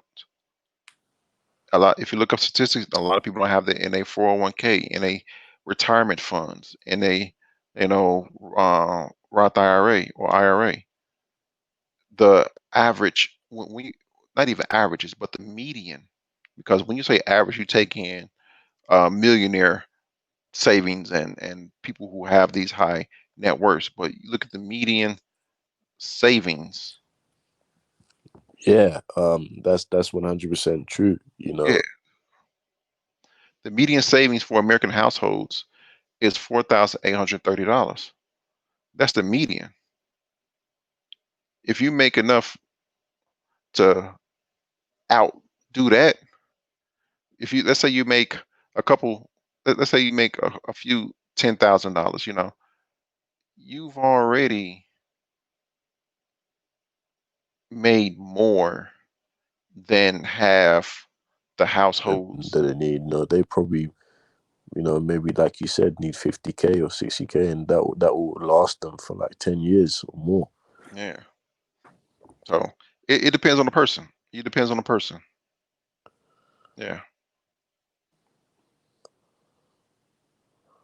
So I would say also, Clearing out your debt, because that's one of my secret ninja missions.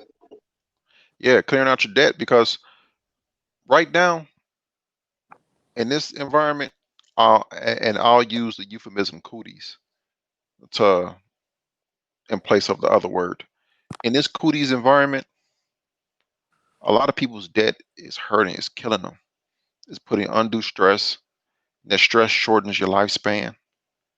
Just by having enough money to put a dent, just by making enough money to put a dent in your debt, just by making enough money to erase your debt, just by making enough money to just sit in your bank account and you not worrying, oh man, I hope I got enough money to pay for this. That right there can literally extend your lifespan, because you're now more at ease, you're now comfortable. I definitely agree. I think when people talk about eating healthy and things like that and working out, I don't think eating healthy increase it stabilizes your lifespan. I don't think it does. I think it's mainly stress. And when somebody's stressed, their lifespan gets decreased. And a lot of that is to do with debt and people wasting their money. And I think people should maybe start to live a more minimalistic lifestyle. Yeah, so people that's listening, you don't need to make a million, billion, trillion in crypto. You can make enough to help you to give you a big boost. And that right there is success.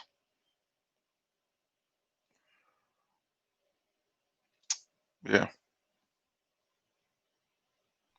You brought up an interesting point on how people look at success, because a lot of people, for instance, will want a giant mansion that they can't even really fully enjoy. Instead of having two regular houses, one of them they live in that's paid off, and the other one is a rent where they get money every month, like as cash flow. You know what I'm saying? Like there's always a more minimalistic but smarter, more stable way of doing things. You know what I'm saying? Yeah, Um, and go ahead.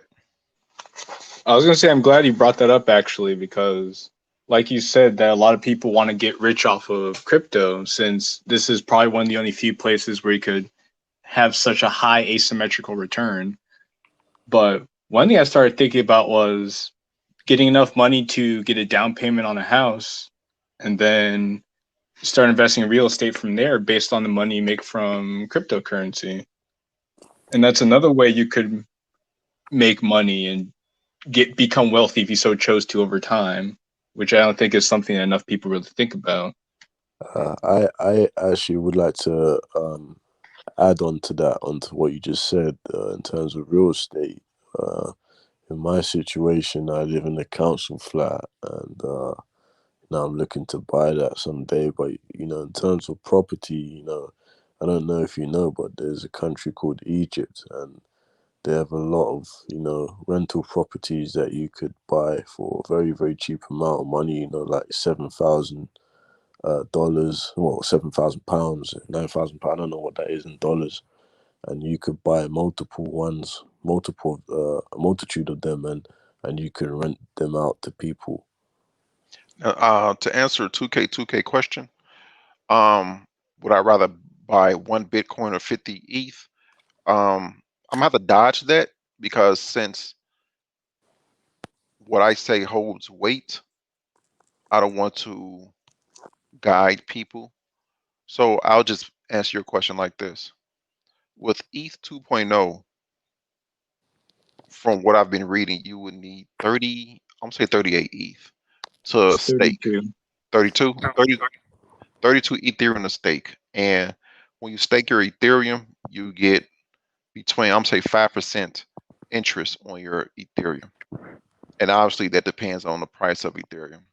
If you think the Ethereum will reach its previous all-time high, $1,400, multiply that by 32, and then multiply that by 5%, we'll lowball it, then you'll get that per year.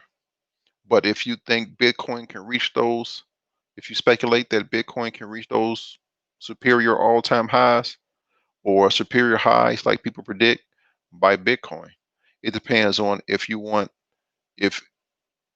speculating with both Bitcoin and Ethereum. If you want that large amount of money that people say that Bitcoin will go to, or if you want both the large amount of money and the interest every year on Ethereum, it depends. But I'm not going to say which one I would do, because I don't want to guide people.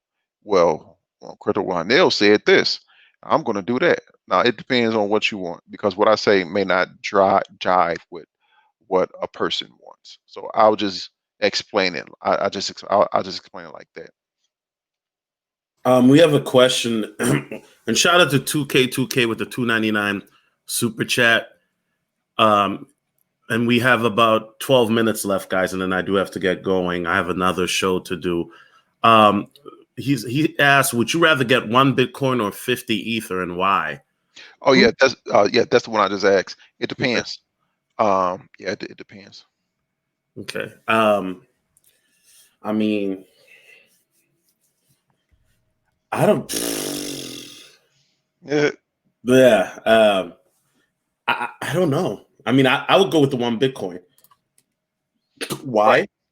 Yeah, that's what I would do. It depends on what you want.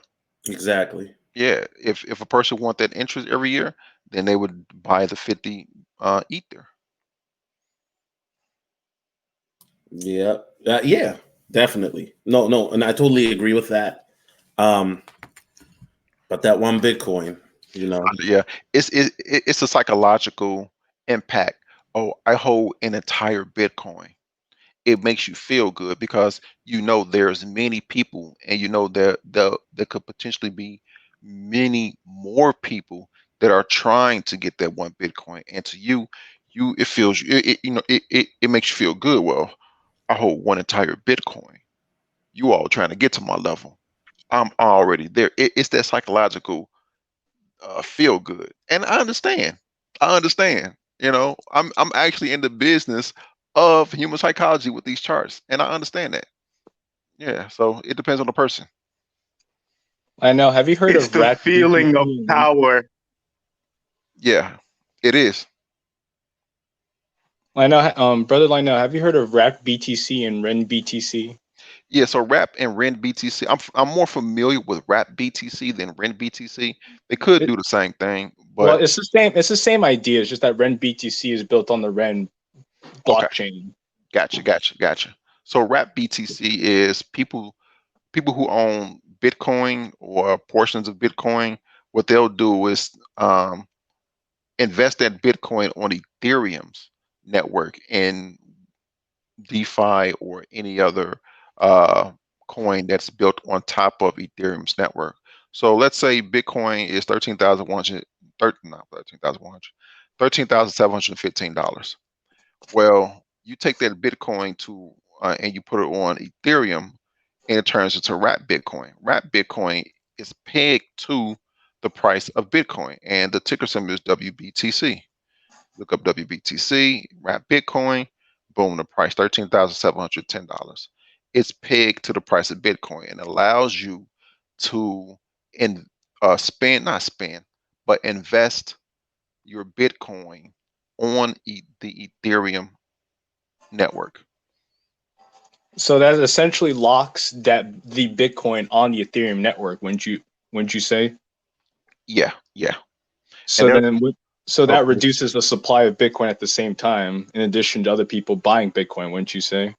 not technically no, because just by you having Bitcoin, it reduces the supply available to be purchased just by having it without you wrapping it, um, just by you having it, period. So it just puts more Bitcoin on Ethereum's blockchain. Right, but if the Bitcoin's on the Ethereum blockchain, that would be less Bitcoin someone else could buy. Yeah. So wouldn't you say that would have an effect on the ultimate price of Bitcoin as well if more people want it, but there's less and less supply available? So with that's the supply and demand. If there's less supply, then the price will go up. This if people say, "Hey, I want to not buy, I want to sell Bitcoin at $15,000." If there's no one there to buy it at $15,000, if the buyer's market say, "Well, I want to buy it at 14,000," whatever the price they meet at, they meet at. It doesn't necessarily mean flat out written in stone, oh, there's only 3 Bitcoin left for you to buy, and I own 2 of them. I'm gonna sell them at $200,000. And the person say, well, I'm not buying it at $200,000. I give you $100,000, and whatever price they meet at, they'll sell it. It don't necessarily mean, oh, just because there's not a lot of Bitcoin in circulation, the price will automatically go up. It depends on where buyers and sellers meet at to in agreement to buy or sell that Bitcoin. Yeah, the price can go up, but a lot of times the price can go down, and now we'll be sitting up here again like, well, why the price go down? That don't make sense. Well, that's what the buyers and sellers agreed at. Okay, that's a fair point. I haven't considered that actually, because I was thinking about when you were saying that people are speculating on the price of Bitcoin going up to $500,000 or $250,000. If Bitcoin were to go up to say $500,000, it would have a market cap of about $10 trillion, which is Yeah. the current market cap of gold. hmm So, question is that feasible? I hope it is. I hope it is. Yeah, I'll smoke some hopium. I hope it is. But let's say it is. I guarantee you. I guarantee there'll be a lot of people selling because they made X amount of money, Right. and they trying to cash out and listen. There's gonna be some people make dumbass purchases. There's gonna be people that cash out and go buy a Bentley. It's gonna be that this you can't control what people spend their money on. You can just give them advice, but there's gonna be people that make some dumbass purchases. But those people that make those dumbass purchases are going to cash out at these high levels, and then we'll just be sitting out over here again. Oh, there's only 1 million Bitcoin in circulation. Why the price go down? Because some dumbass person went and bought a Rolls Royce. That's why. But you can't. You don't know. And that's why I listen and I do technical analysis, because when that person made that dumbass purchase, it shows in the charts, and that human psychology forms patterns. That's why I'm a technical analysis. That's one of the many reasons that are. So do you think there'll ever be a point where we reach a sort of stable price within these assets, or are we just due to a perpetual cyclical nature of Well, ups and downs? all chart patterns have volatility and ups and downs. This is Apple. People are going to say, well, you would have bought it over here. You would have made X amount of money. The price oscillates up and down. That's volatility. There's always going to be volatility. Now, to a more stable price, I would say we will reach a point where the price will be less volatile and will hover around a more common price. I'll give an example, such as AT&T. If you look at AT&T, let me zoom out to the monthly. If you look at AT&T, this sideways pattern from right here to about right here, it's been in effect since 2002. So that's a relatively stable, price between that area. So can Bitcoin do that? Yeah, all if not a lot of assets do that at some point in time. Where their price will be, I have no idea. Right, we can only speculate. That was just something I was thinking about, because I got into this space like earlier this year when I bought my first crypto as a birthday gift, and I've been involved pretty much every day since then. Since when you have money involved, you kind of want to know if you're making wise decisions with it or not. But Yeah. it's always nice to talk about these things with other people who know as much or more than you, and I rarely get a chance to do that. So I want to thank you for answering my questions as calmly and as thoroughly as you have been. No problem.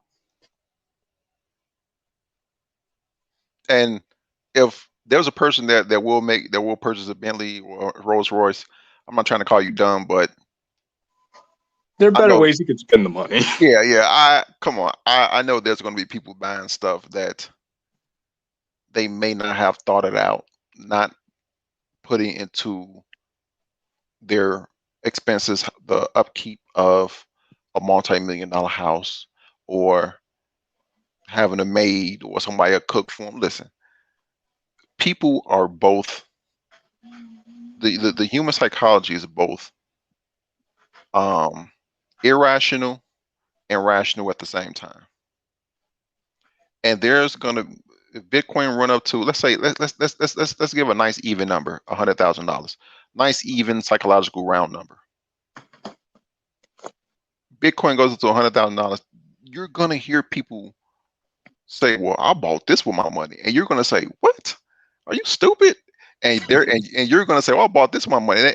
I bought this with my money." And that same person will say, "That's stupid," but it's your money. It's your money. It's your $100,000.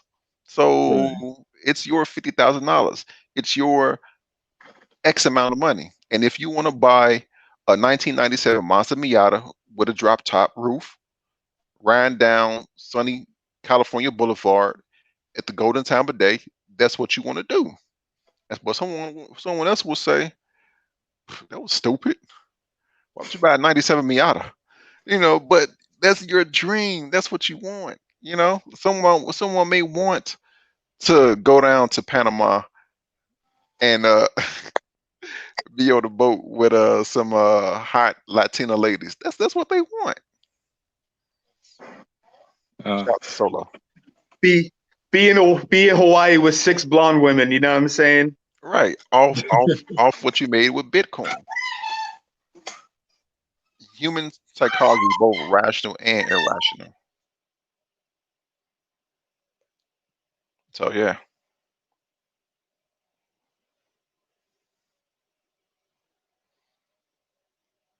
Is that all?